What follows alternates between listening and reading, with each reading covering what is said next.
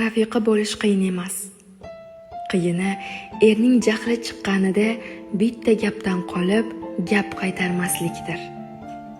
Qiyini qorni och kelganida yarim kechasi bo'lsa ham turib, ovqatini oldiga qo'yishdir.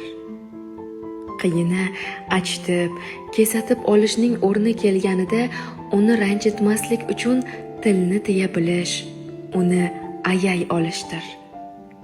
Qiyini hayot tashvishlaridan charchab, alamini sizdan olganida uni to'g'ri tushunish, xafa bo'lavermaslikdir.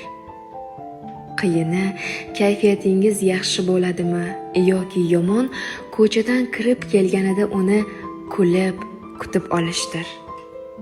Qiyini ayblari, kamchiliklari bo'lsa-da, bolalarga otasini dunyodagi eng yaxshi inson deb ko'rsata bilishdir.